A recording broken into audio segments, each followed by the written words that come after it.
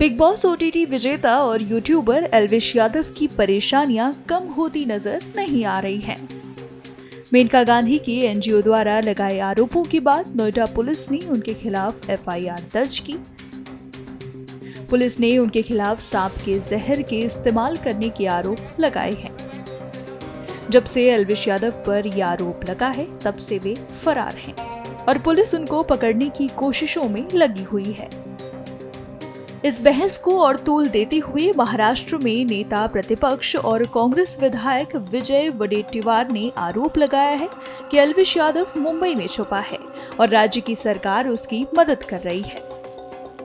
उन्होंने सरकार पर आरोप लगाते हुए कहा कि सरकार को ऐसे लोगों की कतई मदद नहीं करनी चाहिए। अब सीएम की क्या बोलते, सीएम की साइड रखते हैं, सीएम की डलती बाजू को संवरते हैं, तो ये समझता हूं कि आज उनकी मजबूरी है और मजबूरी के हमारे कोई पर्याय नहीं है, तो ऐसी बातें वो अगर करते होंगे। सवाल यह है कि उन्होंने इसके पहले भी महिलाओं के बारे में बहुत ही अश्लाघ्य भाषण की बात की थी और टिप्पणी भी की थी। वो हमेशा महिलाओं के प्रति उनके बारे में उनकी जो विचार है वो घिनौने विचार थे और गलत विचार थे। ये तो कोई छुपा हुआ नहीं है।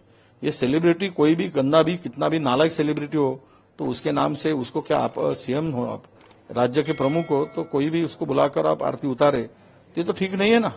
आज मुझे पता चला है कि यही ड्रग्स का माफिया है, ड्रग्स में नशाबाजी में काम करता है, ये नशाबाज भी है, एक नंबर का ये महिलाओं के प्रति शोषण के प्रति भी इसका बहुत बड़ा रोल है बहुत सारे मुद्दों में।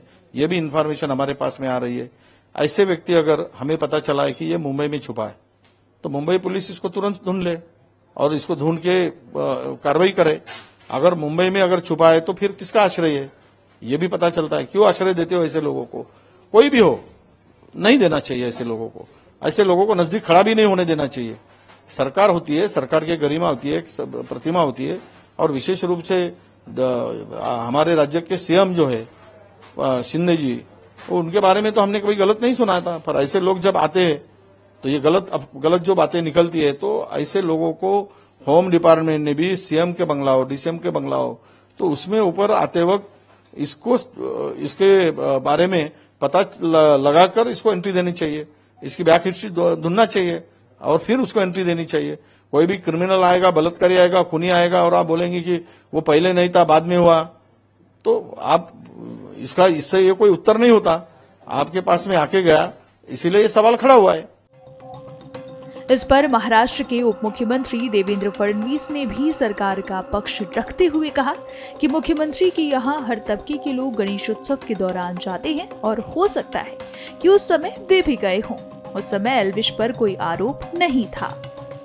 देखिए, ऐसा है कि सीएम साहब के यहाँ जब भी गणेशोत्सव होता है तो वहां पर सेलिब्रिटीज जाते हैं, कई प्रकार के लोग, सारे वॉक ऑफ लाइफ के लोग वहां जाते हैं। एल्विश मेरे हिसाब से उस समय कोई रियलिटी शो वगैरह जीते थे तो उसका भी काफी नाम चल रहा था, तो कोई लेकर जाता है ऐसे समय, तो थोड़ी ना कहा जाता है। उस समय थोड़ी उनके ऊपर कोई आरोप था, ये उस समय कोई थोड़ी ये था कि भाई इस प्रकार के किसी पार्टी में वो है या उन्होंने कुछ किया है। तो मुझे लगता है कि इसमें सीएम साहब को घसीटना बिल्कुल गलत बात है। देखिए, किसी ने गलती की होगी वो सजा भुगते, पर सीएम साहब का क्या इसमें आरोप करना गलत बात है। बता दें कि ये मामला उस समय शुरू हुआ जब भाजपा सांसद मेनका गांधी ने एल्विश यादव के खिलाफ एफआईआर दर्ज कराई, जिसमें मेनका गांधी ने यूट्यूबर एल्विश यादव पर आरोप लगाया कि वे रेव पार्टी के लिए सांप के जहर का इस्तेमाल करते हैं। रेव पार्टीज के लिए ये सांपों को बेचते हैं और सांप का वेनम बिकवाते हैं ड्रग्स के तौर पर। फिर हम लोगों ने कांटेक्ट किया उन्हीं गिरोह के लोगों को, उन्होंने भी नाम लिया इसी यादव का, और फिर हम लोगों ने बात की उनसे और एक कहा कि हम रेव पार्टी बना रहे हैं, उसमें हम चाहिए कि आप लोग अपना ये ले आए। उन्होंने पहले परख लिया, ये नहीं कि अपने आप आए अंधे, पहले देखा कि ये सही है कि वो पकड़े जाएंगे कि नहीं, क्योंकि उनको भी मालूम है कि क्रिमिनल काम कर रहे हैं। उसके बाद ये आए, तब तक हम लोगों ने पुलिस को और फॉरेस्ट डिपार्टमेंट को बुलाया और सबके सामने ये पकड़े गए। इसमें 11 सांप मिले, पाइथन्स और कोबरास, और स्नेक वेनम भी मिला है। इसी बीच पुलिस ने मौके से 9 सांप बरामद किए और 5 लोगों को गिरफ्तार किया है। गिरफ्तार आरोपियों को सूरजपुर न्यायालय के समक्ष लाया गया था, जहां कोर्ट ने 5 आरोपियों को 14 दिन की न्यायिक हिरासत में भेजा है।